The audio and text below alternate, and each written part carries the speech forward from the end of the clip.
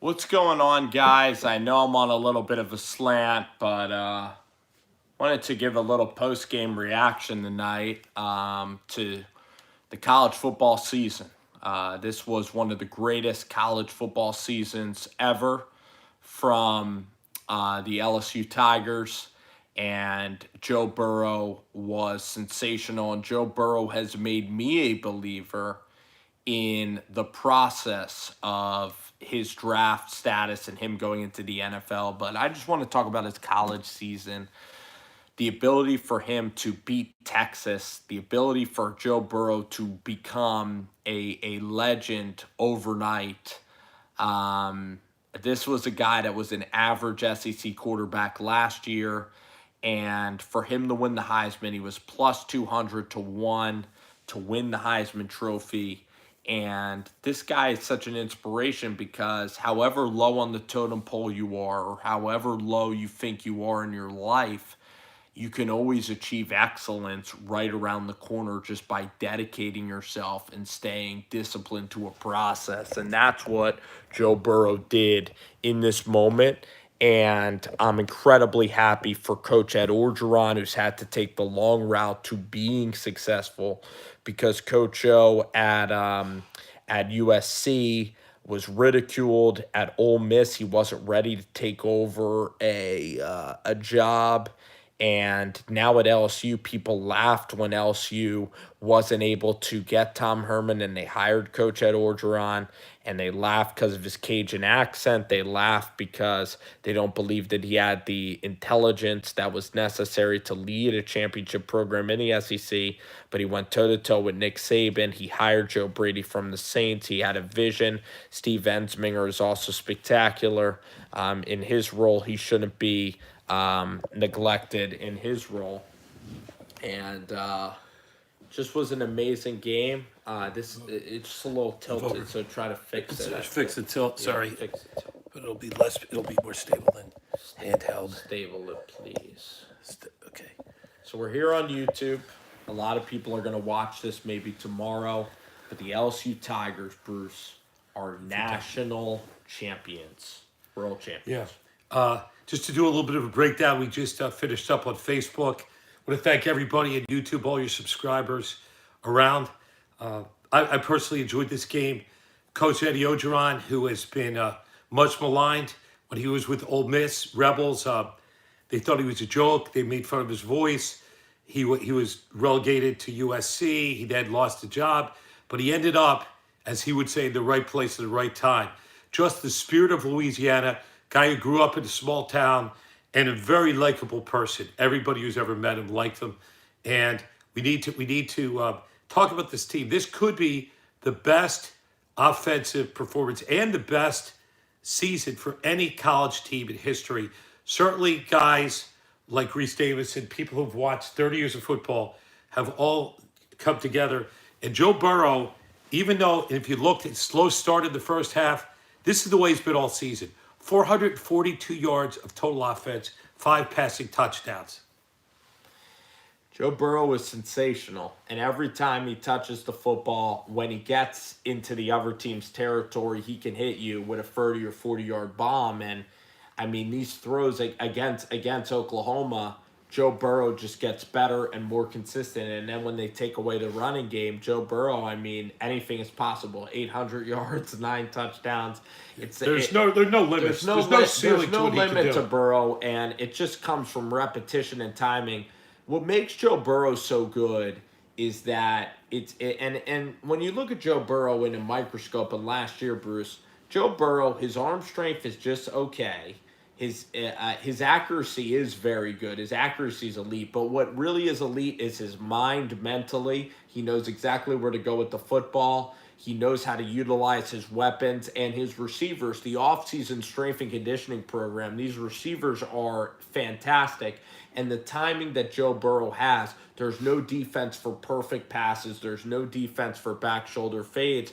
And Joe Burrow, his expectation is perfection. He's a perfectionist, kind of like Peyton Manning needs his receivers to run perfect routes against perfect coverages. So Joe Burrow is more intelligent than these college defenses, and he's able to manipulate the coverages perfectly.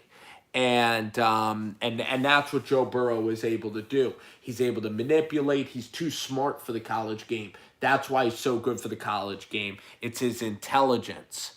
And I'd I like to think chip in Justin there. Jefferson is a tremendous player. I'd Absolutely. like to chip in about Joe Burrow. Yeah. We watched a lot of it, well, obviously all the games, but there's one attribute that he has that I think is really special, and he spoke about it a lot in interviews. He watched so much film that he knew certain DBs in certain situations would not turn around to see the ball, and he knew that. And tonight you saw it demonstrated in the one pass to Jefferson, I believe, on the right. Yeah. I don't think it was Chase, it was Jefferson. He said when he sees the right matchup, he will throw the ball, even if the defensive back is all over 1 inch away from the wide receiver, because he knows that his guy is going to turn around at just the right moment, not give any warning to the defensive back. And he throws so many passes like that, so many slants. The timing is perfect. I disagree slightly. I think his arm is really, really good. Strong, accurate arm. Again, good. it's not a cannon. It's not It's not Aaron Rodgers type of arm. No. But it's certainly Peyton Manning in the second half of his career, not at the very end when he had a triceps injury and radial neuropathy and C7 How about the problems. first half of his career? Well, I think it's comparable. I never thought Peyton Manning had he had a great arm, but he was accurate. I think early in the career, Peyton Manning had a shade stronger arm, but this guy's arm is strong enough. He's also elusively fast. We had people from Rover who were down on the field who've seen Burrow. He's a very fast runner. He's very elusive, and I think the play of the game when he came back in the second half of that second drive, and everybody thought he was hurt, kind of riding the bike. And he just went right up the middle like a linebacker and just got that first down, got 10 yards. And the next play was also just as important, even though it was an incomplete pass. He threw the ball 40 yards on a rope. And I think that sent a message to his team saying, I'm all right. I took that big hit from number 47, but I'm back, and I'm going to lead you all to victory. Yeah, and he waved off the doctors, which, it's a national championship. And for Joe Burrow, I loved how Joe Burrow, he's not just about the NFL. You see a lot of athletes now and a lot of people, and I understand it. They might not come from fortunate backgrounds, and their dreams are to play in the NBA or the NFL. And that's life-changing money. I think for the majority, for even pretty wealthy people getting paid millions to play professional sports. But there's so many people in college, whether it's Zion, whether it's, the Ball brother. Tim Tebow? No, I'm talking about guys that are one-and-done athletes, like Kyrie Irving, where people say, like even Trevor Lawrence, people are saying, why are you going to come back to Clemson next year? Okay, because you're people making a are point about one and done. people are always, really in this society, everybody is kind of jumping to the next thing. It's kind of a short term. Everybody's like, you're playing college sports, where are you going in the NFL? What's next? But for Joe Burrow, his dream was to win a national championship. This was everything to him, this college football national championship this season. To hell with the NFL and hell with, everything with the medical staff. He waved off the medical because this was everything. Not just him with the medical staff. This was his moment. This was everything to Joe Burrow. And for Clemson, I really feel Clemson will be back all the time. I do. So for LSU, this moment was more special because in New Orleans with Ed Orgeron and going through the gauntlet, which is Nick Saban, which is Gus Malzahn, which is Texas A&M with Jimbo, who has a lot of money, which is with Leach and Kiffin, which are up-and-comers in the SEC. For Ed Orgeron, I think Joe Burrow is the perfect quarterback at the perfect time. And to play this game in Baton Rouge, this was the ultimate contest. And if LSU lost this game, I think that they would have been cheated. I'm happy that the best team this year and the best player, I'm happy that they finished the task because they were the best team and they were the most deserving. And I'm happy to see them win. Kind of like Virginia, actually. I'm happy to see Virginia. They were the best team. Lost in the first to 16 seed. But then they beat Purdue in that magical way. They had the Auburn game, which we were kind of rooting for Bruce Pearl and Auburn. Yep. And Texas Tech, we love Texas Tech too. But I said to you, this Virginia team with all these upperclassmen, with Kyle Guy, with Ty Jerome, they had to deal with all the adversity of losing to UMBC. and I was happy Virginia and Tony Bennett won. And I'm happy that Joe Burrow and LSU, them winning, it's just destiny. It's perfect. It's in New Orleans. I was dying for them to win. I can't tell you how relieved I am that they finished the job. Because if they lost tonight, it would give me such a nasty feeling like they had a great season, but they couldn't It would win. have been, I'll make an analogy. It would be awful. I'll make an analogy. We saw a game, the 18-0 Patriots, the unbeatable Patriots. They went into Super Bowl against your New York Giants, and you were there, and you're however old, 10, 12 years old. 13, maybe. 13. But I knew, even though I'm an Eagles fan, I had a duty to you as a dad for you to see that game because that was the ultimate upset game. That was the most improbable victory. And I won't say this is improbable. This is an improbable season. If you look at LSU historically, they have a stale, slow, plodding, running offense. And when they brought Steve Brady in here, Steve Enslinger, and they just put that team together with Burrow, and they crafted the team. Burrow said at the beginning of the season, he said, what did you do? What did you know this was special? He said, the very first play of the very first game, he was so confident. They asked Joe Burrow, what is your ring size? He said, 10.5. I picked out the ring before the game. We sized it before the ring. So there's something about supreme confidence without being cocky, not being annoying. That Joe Burrow certainly blends a little bit of humor, and a little bit of humbleness. Like when he said, we're bringing the trophy back to New Orleans or to Louisiana. He goes, wait a second, actually we are in Louisiana. That was just, and when he was giving his speech for his whole life, he thanked, this is something I've never seen. His mind was sharp enough to thank the kitchen assistants, the assistants in the kitchen and the chefs who cooked for him. That's a guy, when he walks in that building, he says hello to everybody because everybody's just as important. The person who sweeps the floors, the person who cooks the meals, the training staff, everybody, this is a family. And as Orgeron said in his own gravelly voice, we are one. We came together as one. Coaches, one team, one state. One heartbeat. Go, one heartbeat.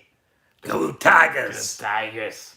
And that's the thing about Coach Joe. And for Coach Joe, he grew up an LSU fan.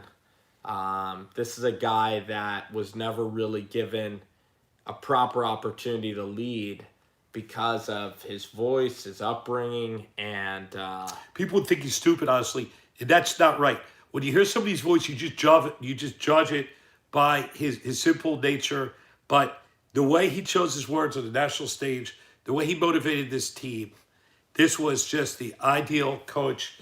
The guy, comeback story, comeback quarterback, comeback coach, a team at LSU that's hasn't won since like 1958. State, it's been a long time. A two-star recruit, a quarterback that Nebraska wouldn't take, with Mike Riley and Scott Frost, a quarterback that at Ohio State was an absolute afterthought because they looked at this guy and, yeah, he doesn't have the biggest arm and his arm strength's really improved.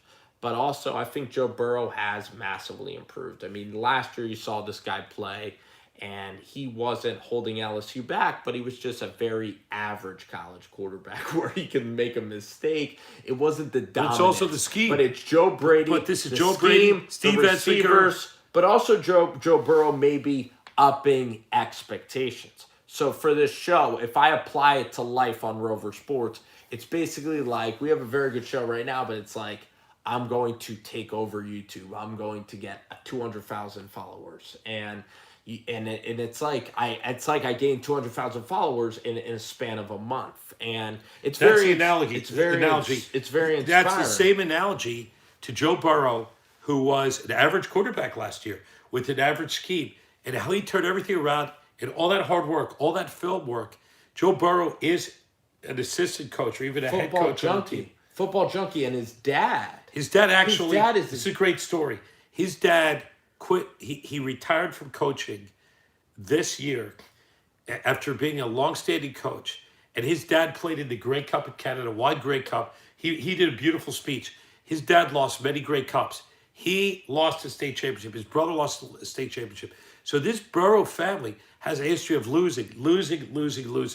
Except for that one Grey Cup asterisk. Well, not losing. But that's what he said. But losing. But losing in the big game. championship. Losing in the not championship. like a loser. No, no. These are winners that just can't win the big game.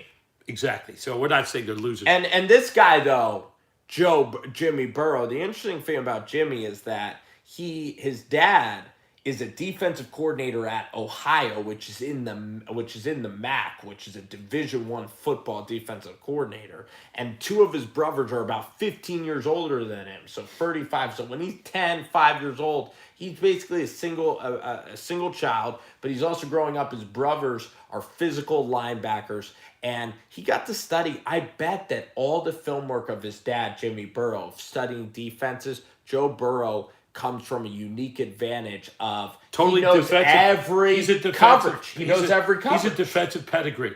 So every zone coverage, nothing would phase him. And Brent Venables had a couple of really good. I liked how Brent Venables blitzed the guy in the middle of the blitzed defense. like 9 guys. But there was. And guess what? But they figured out in the second half. They knew to throw out to the safety valve. They also, and as coach. How about those screens? Those screens worked it several times to the left. Those screens on third and 9, guys, but like listen, to Jefferson and Chase, when they would get a screen and then they block and then it would be up. Screen on the left. You know why? Because Clemson was selling out. They couldn't cover everybody. But also, Charlie Bowles made a very good point. Yes. If you watch where the rush came from, it was coming from Burrow's left side, his right side. And what they called the touchdown pass, where a slot receiver basically did a dig route to the right, it ran to the post, and essentially that's how they scored that touchdown, the back-breaking touchdown for the 42nd point. Do you mean the Thaddeus Moss? No, this is another one. This is the one. This is probably Chase or Jefferson, one of those guys. But it was the one that he threw because that guy was actually open. to Terrace Marshall, the sophomore. Okay. It was one-on-one. One-on-one slot to corner. Terrace Marshall. That's right, exactly. Where the guy on the receiver on the outside stayed in, so that it was one-on-one with the slot corner, and they ran like that little. It was the same route to Devontae Adams the other day. Exactly. And the guy, so but they that's figured it out. one-on-one. But they figured. Here's the point: is they were getting beat. Burrow was getting beaten up for a point in the mid portion of the game. There were 9 guys rushing. That number 47. Kolakowski or whatever his name is. That guy was a complete beast. Unstoppable. And he got called for that targeting play on Jefferson, where he just probably, he was the game was slipping I know we away. were rooting for LSU because of everything we illustrated with the storyline with Joe. Clemson still put out a great effort. I don't like the fact that at one play could eject you. You from don't like game. the targeting play in college No. football. Speak to the Rovers out there. Look at the camera. Too penile. Too penal. Also too penile. Too consequential. Okay, That's a great word. It's a split-second thing. The guy is lowering his head. Okay, and he's trying to make a play. And by the way, you're diving. When you dive, you use your head. That guy was making clean hits all game. What he did was he made a hit with the crown of his helmet he led with the crown And of his by the helmet. way, hit him in his shoulder. Right. Should be 15 yards. Now, there's some really egregious maybe, like maybe if you're really headhunting, but it should be 2 headhunting plays. It should be a 15-yard penalty. I do agree. Think, in my opinion, I think what it's they 2 do, bang, bang, and way too crazy. And guess what, Bruce? One more thing. That dude, if Clemson was playing another game, he'd be out for the first half because it's second half and first half. He'd be out for the first half of the next game. Well, but he's not out for the first half of the next game of the next season. No, but That's not the way it works. If it was a regular season game. But Okay, yeah. You know what I like? Let's just stick with the targeting play because we have a lot of viewers. People are just all over the nation. We are Rover Sports. Yeah. I'm Bruce the Sports Act. That's what I do. I'm a sports medicine We're doctor. global. Yeah, we are global. I'm just announcing the band, so don't talk over me while I'm announcing the band. This is Spencer G. This guy's a professional sports broadcaster. This is my hobby. This is what I do for fun. And we do it usually at nighttime because I'm working in the day. But in any event, we're based here in the Northeast Philadelphia. Cover the Eagles. He covers the Giants. I'm a pro. And yeah, you actually are. So anyway, a lot of these people are just tuning in on YouTube. We'd like you to subscribe if you like what you see. We also cover, obviously, college basketball. And we'll be covering the Final Four coming up in football. How does Joe Judge say the word draft? Draft.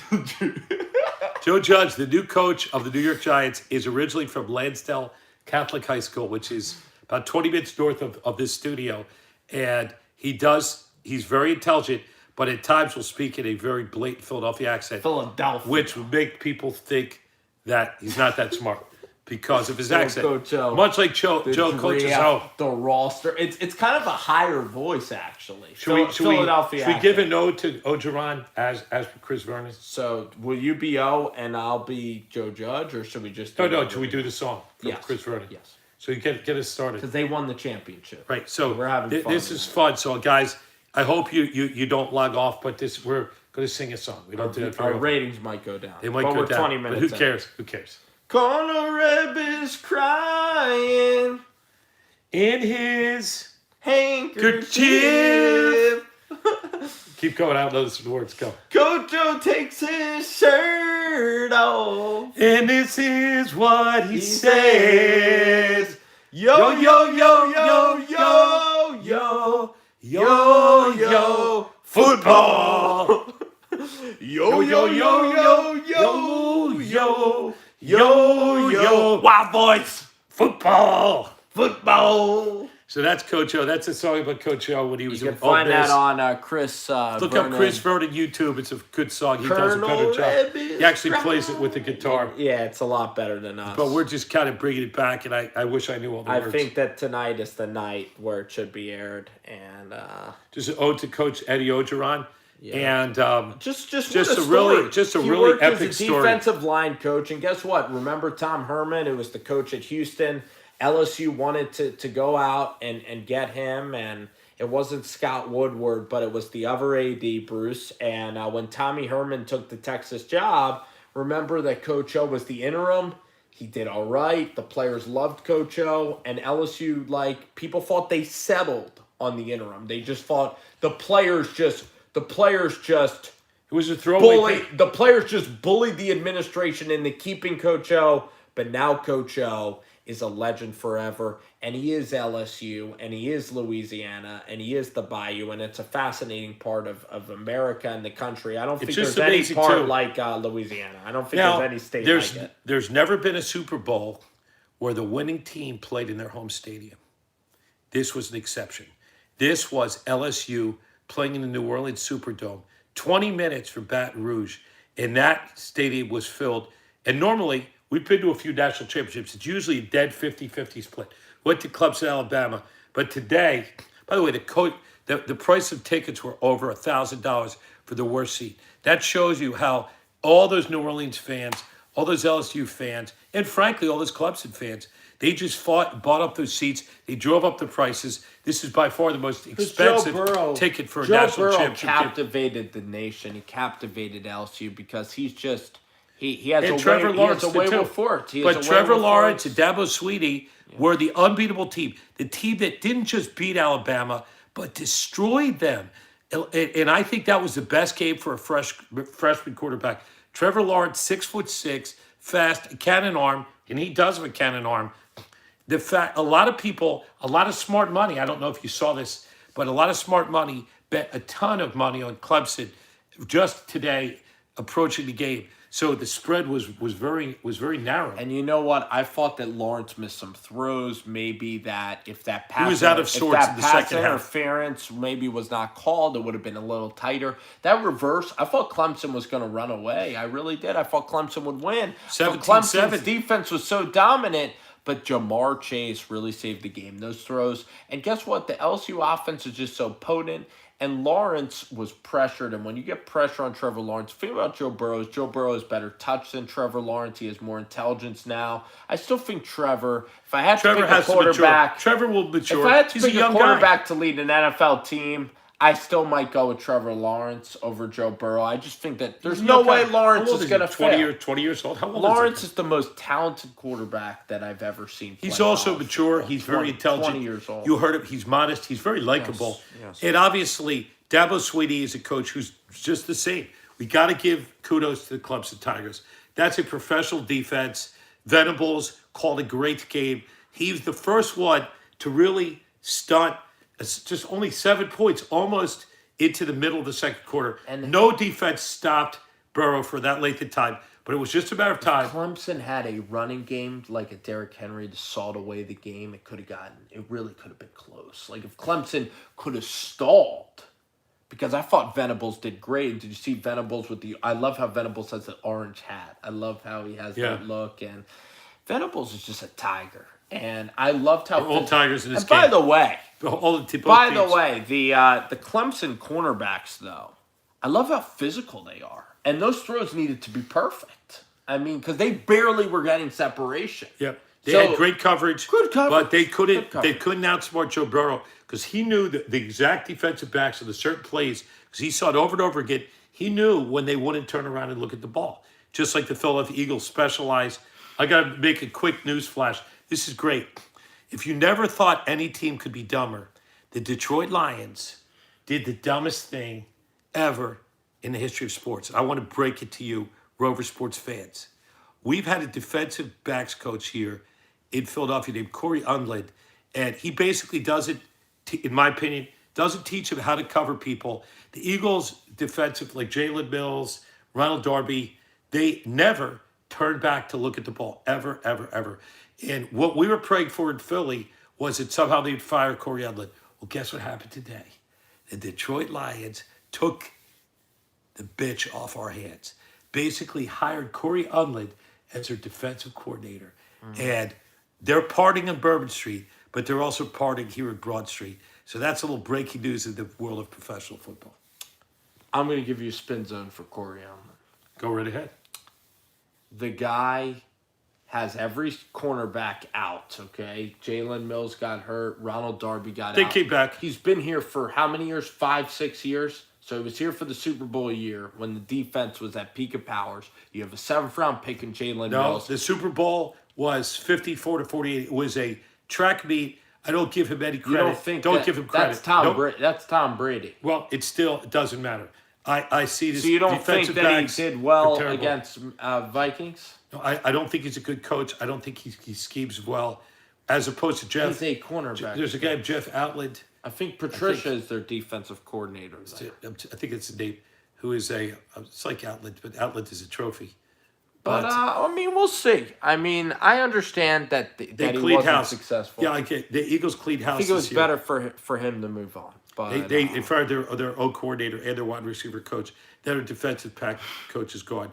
Jeff Lurie promised changes, and they will be changes. This offense is stale. The Giants have hired Freddie Roach from Mississippi, not the boxing trainer. For what position? Defensive line coach. Patrick Graham. Coach. They have a defensive coordinator, right? Chris Senor, how are you? Tell us about the D coordinator. Yeah, Patrick Graham is from Miami. He's a big guy. Dolphins? He says he's big and fat. He says he's big and fat? He says he's loud because he's a fat Is he big guy. and fat? I think he calls himself fat. He's probably not fat. He's not just big. No, it's not offensive if I call him fat. He proclaims that he's fat.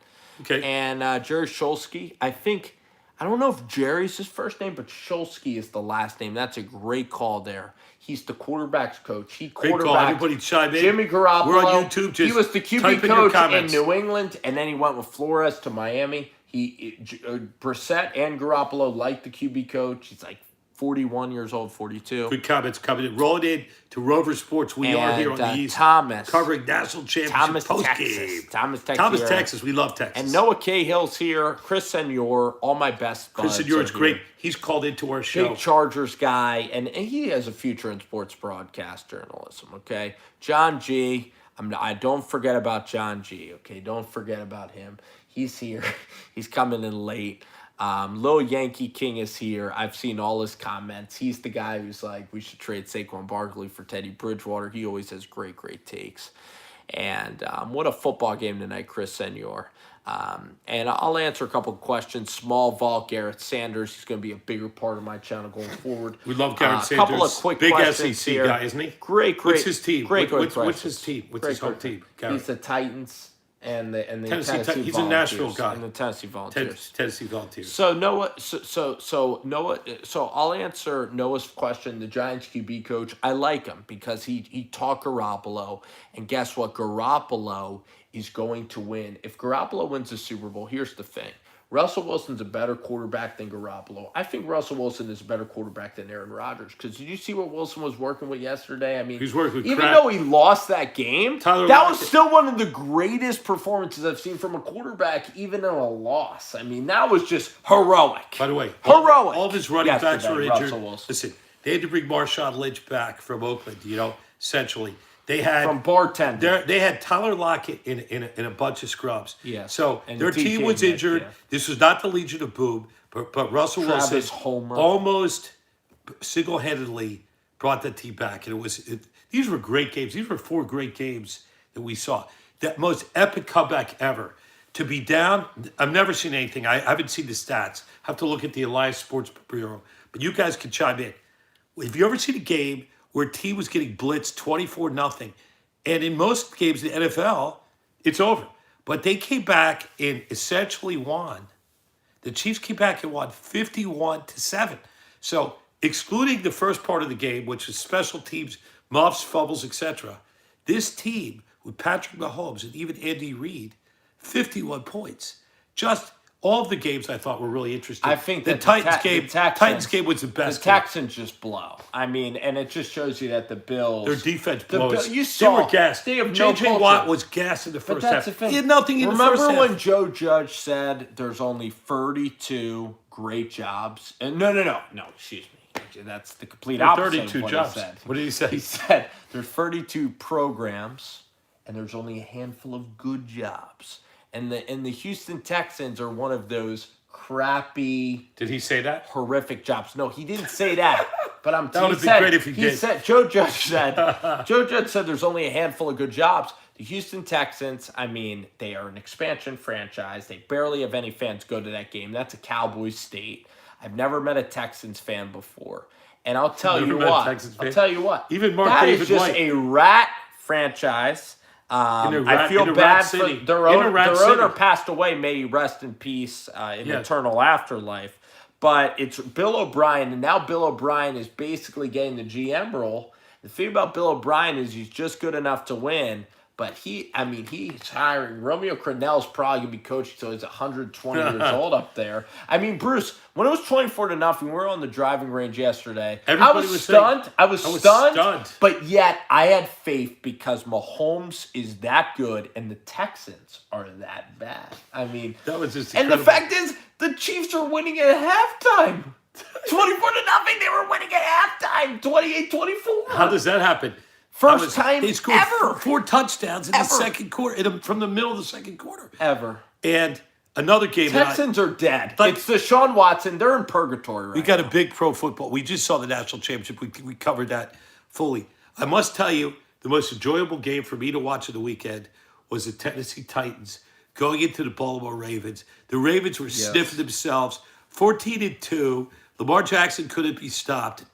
And as a dispassionate fan, here from Philly, my team's eliminated. You know what? I made a great choice. I could have gone to a movie with my wife or gone out to a nice dinner. I said, no. There's just something about this game that intrigued me. And I sat right here in this study, right here with that TV, right here with my Chinese food, alone in solitary. And I saw... You like wonton soup just like I do. I like hot. I like things hot. Well, you don't like wonton soup. No, I like it if I'm sick, if I have 103 fever. They know I'm a big wonton soup. Big wonton soup, hot cider. I like it hot. So in any event, that's way too watching Derrick Henry and what he's done, and here's an interesting question. Derrick Henry, over 180 yards for 3 consecutive games. He's run, he has 100 touches in 3 games. So the question is, did he lose anything there? Is he going to be? Could he make through 2 more games? Derrick Henry gets better as the game goes along. He'll run at 50 times. But will he make it better? Well, he's unstoppable. He's unstoppable. He's a complete beast. And the thing is, in the regular season, he was kind of resting a little bit. He wasn't doing load management, like Jim but Brown. He's a little bit like I remember Jim Brown when I was like maybe 8 years old. I saw little Jim Brown for the Cleveland Browns a long time ago. Here's a great... Arguably the best college and best pro player ever. I'm going to give you a great statistic. Go right ahead. The Titans had 9 wins. The Ravens had 14 wins. There's only been 3 other times in NFL history that a team has had 5 less wins than their opponent in the playoffs and won a game. One was back in the 1960s. How about, but there's 2 other times. I got one time. Yes. The New York Giants when they beat the 18-0 Patriots. Your team. And then there's one overtime. Is it more obscure? Not at all. Not obscure. Okay, let me think. How about Pretty amazing, actually. okay? How about the Seahawks? No. That was a good guess. No. It is similar to your first answer. Okay. Well, it wasn't the Giants when they beat. It was the New York Giants. When they also beat the Patriots. It wasn't the new Patriots, or it wasn't the Patriots' second time. It was 15-1 Green Bay Packers. When Hakeem Nicks at the Hail Mary. Oh, you're talking about a playoff round. Oh, okay, the divisional round. So Eli Manning is responsible for. There's only been 4 times in NFL history. There's only been 4 times in NFL history that a team has had 5 less wins than their playoff opponent and won a game, and Eli Manning is responsible for half. So here's a nice. This is amazing. Here's That a bit should of go in trivia. the Hall of Fame mantle. I guys. remember when the That Giants. is I remember when the fantastic. Giants beat the Packers, and if I remember correctly, was this a celebration you did right here outside, where you were throwing, or is that different? I was Packers throwing victory? orange juice, but that were was the throwing orange Lawrence juice. Tynes game. Oh, I was throwing that was orange Lawrence juice Tynes- on myself. That was the Lawrence Tynes I missing all those threw field goals. orange juice on myself. I threw apple juice. If the Giants ever go to, by the way, I think it's good luck to never go to an NFC championship because you only should go to a Super Bowl or a divisional round. You don't want to, I don't like ever wearing, and that's what LSU did when they won the Peach Bowl. You never want to wear the NFC championship gear because if you lose, then you're just like the Buffalo Bills, the four falls. I can think of another sports analogy. The cup. The Stanley Cup. Okay, so in other words, the divisional cups, the East and the West, it's tradition that the teams that win the Western and Eastern Division, they do not touch that trophy. That trophy is like kryptonite. I love it. And so if they did, they would think of it as a jinx. Also, they can't touch the Stanley Cup. They can't hold it. Nobody will do that because that's a terrible jinx. And again, that's about as much hockey as you're going to hear from Rover Sports in a whole year. Let's do rapid fire here. Some NFL for you guys that have stayed put the entire time. I'm Got a lot of going to viewers reward here. you guys. Let's do Chris Signore. He's one of my best buds. He's a big Chargers fan. So Phillip Rivers just about done. He's had a very good career. I wish Phillip actually. He's from the South. He has 1 million kids. He's one of the nicest guys. 10 kids actually. He is like Donovan. A lot of kids. He's like Donovan McNabb, elite Pro Bowl quarterback. I think he needed those championship games to maybe be a Hall of Famer. Could he be back for 1 year? Maybe. But if you're the Chargers, I would like a quarterback. It's not going to be Burrow. I think it could be either Tua, which would be perfect. Tua is the best quarterback, I think, in the class. But Herbert, maybe Herbert goes to the Chargers. What do you think? Herbert, I'm thinking Herbert might go. Herbert is a West Coast guy with a lot of charisma, and you need somebody like that. The big deal for the LA Chargers and Rams is they've got a $5 billion stadium to fill. They've got a lot of personal seat licenses, PSLs.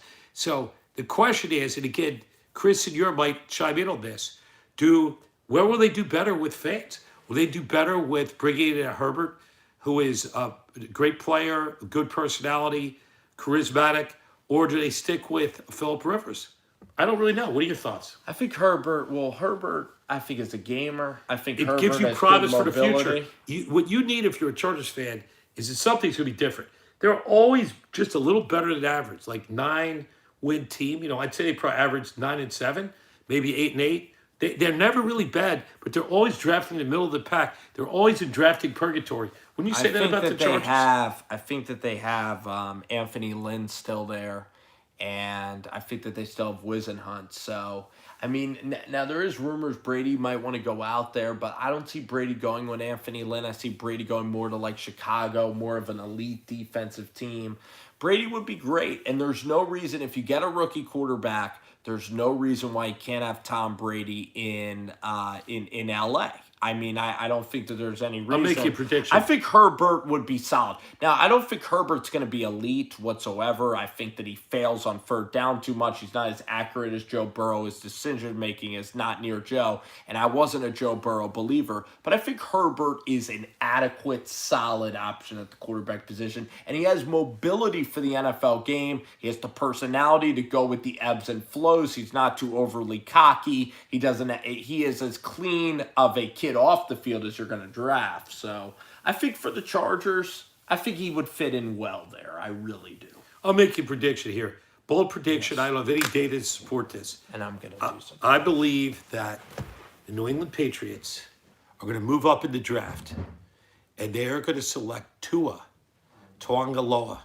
And what they're going to do is, in my opinion, as a sports That doctor, would be awful for the rest of society. Let me explain why that is. Tua will kill us Let me explain this. forever. Tua just underwent a major hip reconstruction. He underwent an acetabular fracture, which is the bone, the thin bone that holds the femoral head. That's a major surgery. He will, much like Durant, much like Klay Thompson, he's not going to play next year, okay, whether he says it or not. So he's essentially redshirting. So in my opinion, let him go to the Patriots, even though I hate the Patriots. Let him play behind Tom Brady. Tom Brady isn't going anywhere.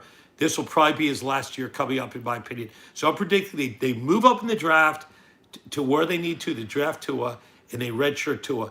I think other teams will stay away from him because you draft a guy who's hurt with this really severe hip injury. But I believe Tua will be a great NFL quarterback. I want to give a shout out to Chris the Entertainer. He's one of my favorite YouTubers, good buddy of mine. I've seen a lot of his stuff. He probably hasn't seen me because I'm here in Philly. We watch a lot of Eagles. The Entertainer is absolutely fantastic. I hope you enjoyed the national championship tonight. I thought it was great. We were pulling for LSU. I'm wearing my Big Easy Football NOLA shirt. It was a good luck shirt. It actually acquitted me well in our basketball game we played tonight because I scored exactly 2 points. And they're the only 2 points I scored. I'm a defensive specialist. How many games? 4 or 3? 3 games. I've only scored 2 points. But this was now you're in the record books forever. So I rose up with a mid-range, and it was pretty amazing, pretty special. So this is a good luck shirt. I got my news from Chris the Entertainer. But congratulations, Doc, on scoring those 2 points. I feel good. It was a small victory. I had 10 points. I think you had more than that. And I think you had 14. I got to come on. Are you sure you have 10? I got to come on the channel. I think maybe at the end of this week or next week will we video one of your games? We'll show one of Spencer's games. Yeah, you're pretty modest. Absolutely. But these games are fun. This is in an old sweaty gym with the slipperiest floor in the world. And guys are just bodies are falling everywhere. But it's enough about us. Absolutely. About the Giants, Freddie Roach. Again, I'm excited about him. He's from Ole Miss. He brings tons of energy to the. I'll tell you what, Freddie Roach brings tons of energy to the New York Football Giants. Let's talk about the draft. I mean, everybody wants to talk about the draft here. Well, this is easy. Isaiah Simmons, here's a spoiler alert. Isaiah Simmons is a big football player for the Giants, and I think that Isaiah Simmons brings versatility. I think that he would be a very good pick. I think Kenneth Murray out of Oklahoma. I think they need a linebacker. But Simmons, I think, is a clear-cut guy. It's what the fans want. I'm totally cool with Simmons. You have Epinoza as well. I think that Gettleman with the offensive line, I think he'll find gems kind of late. I don't want Andrew Thomas. I think Simmons is picture perfect. I think that the Lions will not take Simmons. They'll take like a good, I think Derek Brown is a very good football player that will go third to the Lions. But go ahead. Okay, I'm going to give you my Philadelphia Eagles draft strategy going into the new year. Sure. Philadelphia Eagles, as you know, had a disappointing year, 9-7. They won. They were the best of the worst in the NFC East. I'm giving you a prediction. Being close to the team and some of the decision makers. Alshon Jeffrey basically was the rat. He was the mole that outed Carson Wentz and said he was a bad leader. He only wanted Nick Foles. Alshon Jeffrey would have been cut, but he suffered an injury which required surgery. And basically, they'll try to trade him or cut him next year. Nelson Aguilar was paid $12 million. Most disappointing season. Couldn't catch a ball, couldn't run, no heart. He will also be cut. Other acquisitions. Vinny Curry was reacquired as a defensive pass rusher. He couldn't pass rush the first time when he was with the Eagles. Also, Tim Jernigan, who was reasonable last year, was injured. Darren Sproles is retiring. So you will see the Eagles will draft a wide receiver in the first round. They haven't done that in a long time. They will also be looking to draft safeties and linebackers. Traditionally, they haven't.